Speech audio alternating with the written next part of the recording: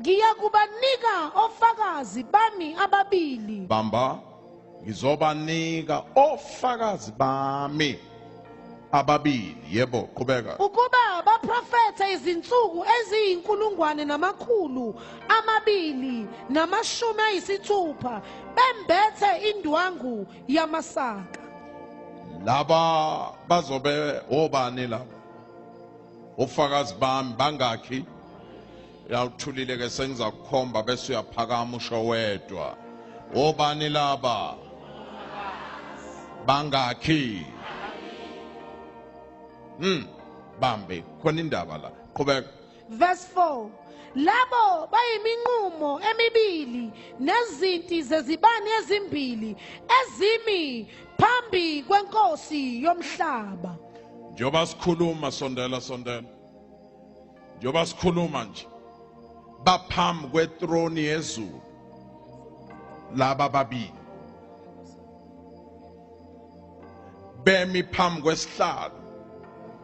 Bayizinti zamakhandlela phambi kwesihlalo sobukhosi.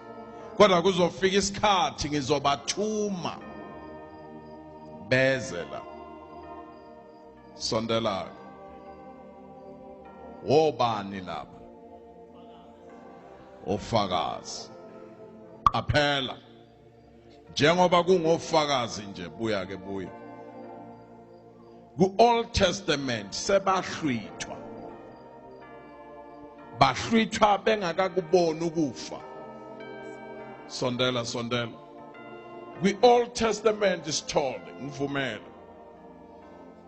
Nakuvuma wena isithunywa sami siyavuka. Vuma sithole.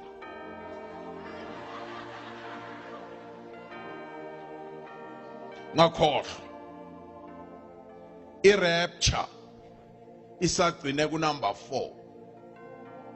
Uma sekuphelele i-rapture ukuhlwithwa kwabantu kuyisikhombisa 7. Rapture number 1. Eka Enoch wahamba noNkulunkulu waze wahlwithwa. Sondela. Rapture number 2. Eka Elijah washo ku-Elisha, cela ke manje ngoba sengizothathwa kuwe. Cela noma beyini wenzela. Wahlwithwa ngakhohlwa. Kusho ukuthi i-rapture ku-Old Testament sondela phela. Iqala ngo-E. Igcine ngo-E. Yavalwa i-rapture ku-Old Testament. From Enoch to Elijah. Mayimnandi le ncwadi le. Le ncwadi mnandi. From to khona thulile ene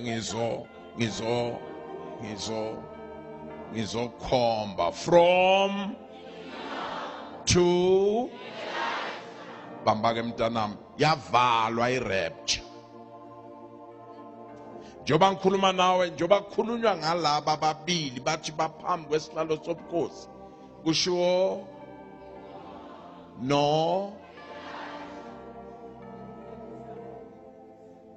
Wathi uJesu engakehli ukuzochitha igazi. Bona bangena bayoma phambi kwesihlalo sobukhosi. Kunendaba siyoyikhuluma ngelinye ilanga. Yavalwa ku-Old Testament. Yaqala i-rapture ku-New Testament.